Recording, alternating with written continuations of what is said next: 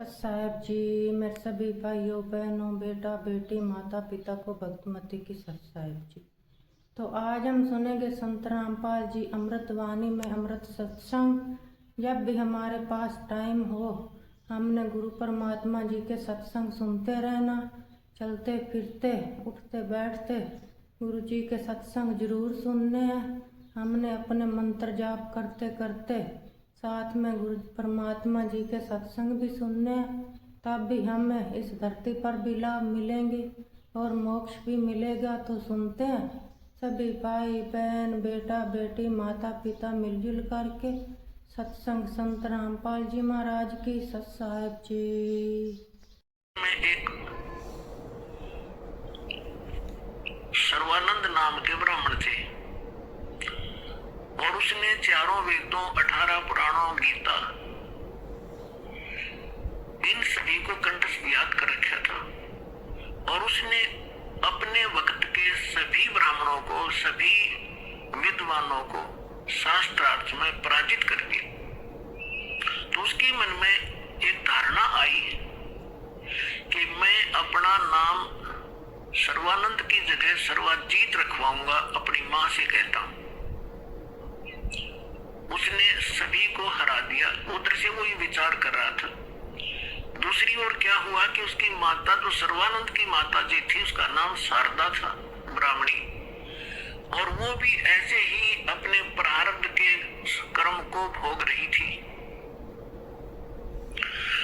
अब ब्राह्मण होने के नाते और अब उसका पिता उसका पुत्र विद्वान जिसने सब विद्वानों को पराजित कर दिया, अपने पुत्र से भी सारे जंतर मंत्र जो भी गायत्री मंत्र वगैरह अनुष्ठान बताए बेटे ने वो भी कर लिए।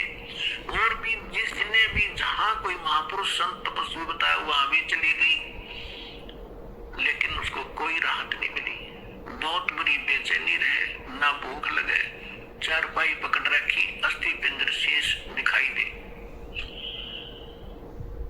उधर की एक परमात्मा की शिष्या एक बहन ब्राह्मणी, एक बहन चली गई, ब्राह्मणी नहीं वैसे एक बहन चली गई किसी कामवश, अन्य जाति की, श्रवण जाति की। तो उसने पूछा कि शारदा कुशल है? उसने चारपाई पे पड़ी पड़ी ने देखा और कहा बहन कहाँ कुशल हूँ, अंतिम सांस गिन रही हूँ, बहुत परेशान हूँ, काफी वर्षों से असाध्य रोग से पीड़ित हूँ। वो परमात्मा की शिष्या लड़की कहने लगी कि बहन कहीं दिखाया नहीं आपने? कि सभी डॉक्टर दिखा लिए, वैद्यों से चेक करा लिया और कोई साधु संत आसपास नहीं छोड़ा। सभी ने कह दिया कि तेरे प्रारब्ध का कष्ट है, तुम्हें भोगना ही पड़ेगा। तो उस बहन ने कहा कि यदि आप बुरा ना मानो तो मैं बताऊं, एक महापुरुष आ रहे हैं। वो कहने लगी बोलो कौन है? कि मेरे गुरु जी से दीक्षा ले लो। मैं भी पहले बहुत परेशान थी, आपसे भी बुरी हालत थी मेरी नहीं, मेरे बच्चों की भी स्थिति थी, मेरे पति को भी तकलीफ थी, प्रेत बाधा थी और मुझे ऐसा रोग था। उस गुरु जी से दीक्षा लेती और हम कति स्वस्थ हो गए। 2 वर्ष हो गए हम अपना जीवन जी रहे, अपनी नींद सोते, अपनी नींद उठते। तो बैठ गई शारदा कि भाई आज कुछ आशा की चिंगारी नजर आ रही है। तो उसने पूछा कौन है आपके गुरुजी, मुझे बताओ। तो उस बहन ने बताया कि कबीर नाम है उनका और जुल्हा कॉलोनी में रहते हैं। कहने लगी वे मैं तो जुल्हा धानक है, वो जुल्हा धानक है, उल्टी है, लेट गई नो की चारपाई पे नहीं, हम ब्राह्मण है और वो एक धानक है, इज्जत का नाश हो जा, मैं नाम नहीं लूं। तो उस बहन ने बहुत कहा कि देखो हमने ज्ञान सुना उस परमेश्वर का, आज आप ब्राह्मणी हो और मृत्यु के बाद आप अन्य जाति में भी तो जन्म ले सकते हो, आप पशु योनि में भी तो जाओगे, तब कहां जाएगी यह जाति तेरी? तो कहने लगी बहन तू जा, बस फालतू बात ना कर, इससे अच्छा तो मौत आ जा, वो अच्छा है। पुण्यात्मा परमात्मा कहते हैं राज तजना सहज है, सहज त्रिया काने और मान बढ़ाई ईर्षा, ये दुर्लभ तजनाई, वह चली गई।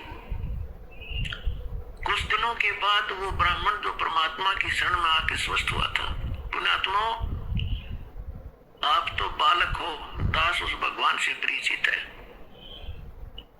आपके लिए जो परमात्मा भटक रहा है ना, आप तो एक अबोध बालक की तरह जिधर मुंह हो गया उधर चल पड़ते हो, और वो पिता माता पिता पीछे पीछे भाग गया, अगर खड्डे में गिरेगा यू उठा लूं भाग कर बालक को। आज आप इतने बच्चे हो इस भगवान के मार्ग में और इस अपने अध्यात्म मार्ग के अंदर। कबीर साहब कहते हैं, मैं रोवा तो सृष्टि को और यह सृष्टि रोवे मोहे। गरीबदास जी कह रहे हैं परमात्मा से परिचित ज्ञान के आधार से भगवान की वाणी बता रही महिमा। गरीबदास इस योग को समझ नहीं सकता कोई। सोच अलछिदर मैं करूं अपने जन के काज, जिस प्यारी आत्मा को शरण में लेना है ना जाने के कारण बनाओगा उसके लिए। तो वो ब्राह्मण चला गया कि वो निकटतम नाती भी था उनका। पहले दूर देश से आना जाना महीने में नहीं होता था, 6 महीनों में 2 1 वर्ष बीत जाता था रिश्तेदारियों में आने जाने में। तो वो ब्राह्मण उसी काशी शहर के आसपास कोई गांव था उसका रहने वाला था, और शारदा बनारस में काशी में रहा करती थी। तो एक दिन वो किसी काम उस शहर में आया था, तो उसने सोचा चल रिश्तेदार के घर चलते।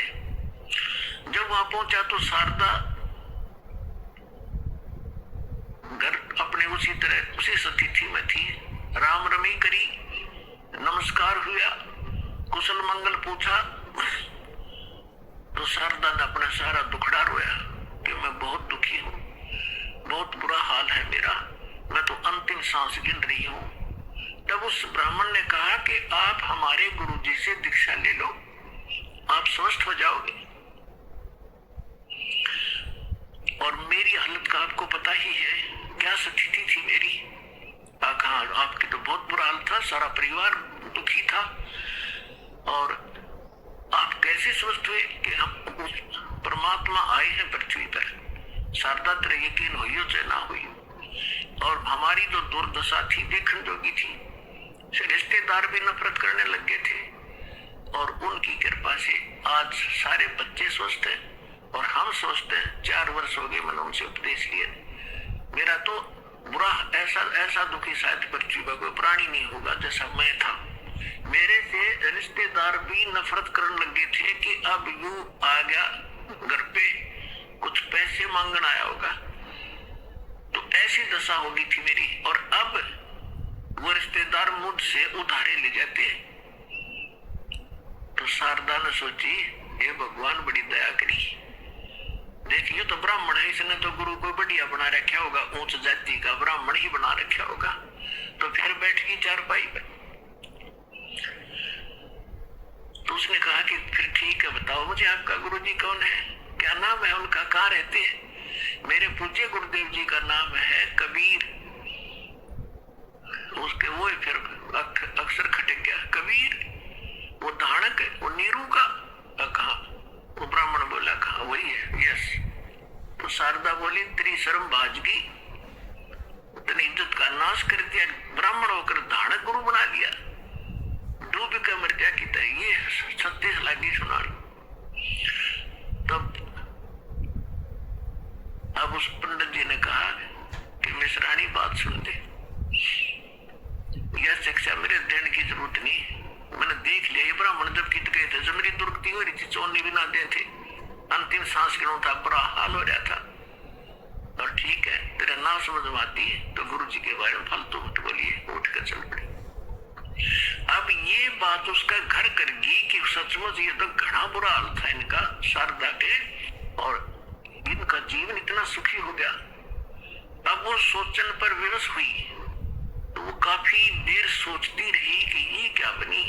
अरे काल ने तो ऐसे बना रखे अकेले जाति के, ऊंच नीच के, काल ने तो इतना जबरदस्त जाल फैला रखे अपने आत्मा, परमात्मा बिना यू टूटे नहीं। अब आप देख रहे हो परमात्मा ने सबसे पहले यह बीमारी काटी कि अब आप देख रहे हो कोई छुआ छात नहीं, ऐसी दया करी ना तो एक बाड़िया और थी अपने समाज में थी, हिंदुआई में थी, और तो देखी जाओ बाद की देखो दूसरे मजहबों थे, तो यह समाप्त करी। और उस समय ये एक जबरदस्त किला बना रखा था जाति का। अब क्या हुआ, परमात्मा कच्चा काम नहीं छोड़ते। जो जन मेरी शरण है ताका हूं मैं दास, और गेल गेल लग गया फिर जब तक धरती आकाश। अब क्या किया मालिक ने, जिस मोहल्ले में वो शारदा रहा करती थी उसी में परमात्मा का एक भक्त रहता था, थोड़ी सी दूरी पे, और उसने प्रार्थना की, प्रभु हमारे दास के घर सत्संग कर दो, आस पास के भक्तों को भी पता चलेगा और आपका ज्ञान सुनेंगे, हो सकता है किसी के और भाग जाग गया। परमात्मा ने ठीक कहा कि ठीक है बेटा, रात्रि में सत्संग करेंगे, दिन में अपना काम करो पेट के लिए, रात तो अपनी है, आ जाया करो, चलूंगा मैं तुम्हारे। तो उस बहन ने जो सत्संग करवा रही थी भगवान का, आसपास के सभी जगह निमंत्रण भेजा कि आज हमारे गुरु जी आएंगे और नाम ले लियो, सत्संग सुनियो पहले। आपने आज तक ऐसा ज्ञान नहीं सुना होगा, आप देखियो हमारे गुरु जी का सत्संग सुनना। तो ऐसे आपस में आ ही जाते हैं, बुलावा देने से मोहल्ले के लोग, बहन बेटियां इकट्ठी हो जाती हैं। तो उसने शारदा को भी आमंत्रित कर दिया मोहल्ले में होने के नाते। तो शारदा ने पूछा आपके गुरुजी कौन है? कि मेरे गुरुजी है कबीर साहब, भगवान कबीर। कौन से कबीर? वो धानक। वो शारदा ने कहा कि हाँ वो धानक, आप कुछ भी कहो वो परमात्मा है। अब शारदा ने के स्कीम बनाई कि भी ऐसे जाऊंगी तो बात बिगड़ेगी, लोग हंसी करेंगे। एक ब्राह्मणी होकर धानक से दीक्षा लेने चल पड़ी और उधर से दुख का पहाड़ टूट गया। तो उसने अपने ही मन में एक ऐसा विचार किया कि मैं जाऊंगी जरूर, सुना है कि आशीर्वाद लेने मात्र से सुख भी हो जाता है। यदि मैं सुखी होगी, मेरा यू दुख दूर हो गया उनके आशीर्वाद से, मैं वही चरण पकड़ दूंगी, कभी नहीं लोक लाज करूं। अब परमात्मा कहते करा करावे साइया, मन में लहर उठा, दादू से दरजीव के वो आप बगल हो जाए। तो पहले रात्रि का समय था, पहले एक जोत जलाया करते देसी घी की, वही तो हवन का काम कराया करती, और वही रोशनी का वहां चांदना उसी से बनाया करते थे। एक जोत जला रखी देसी घी की, उससे आंगन में थोड़ा सा टमटमाती सी रोशनी थी। अब सभी बहन भाई आ रहे थे, एक साइड बहन बैठ रही थी, एक साइड भक्त बैठ रहे थे, बीच में रास्ता था, सामने भगवान बैठे थे आसन पर। अब शारदा आई, मुंह पर घूंघट काट के, उसने ये सोचा था कि ऐसा घूंघट काट के औरतों में जाकर बैठ जाऊंगी, प्रणाम करके जैसे वो क्रिया करेंगे और मुझे कोई पहचानेगा नहीं। अब जो ही सभी बहन आ रही थी, भगवान के चरण ले रही थी और बैठती जा रही थी। अब वो आगे शारदा भी मुंह ढके आवे थी, परमात्मा के चरण छुए, मालिक ने सिर पर हाथ रखा और कहा, सर्वानंद की माँ ब्राह्मणी पंडितानी, आज धानक के पास कैसे आना हो गया तेरा?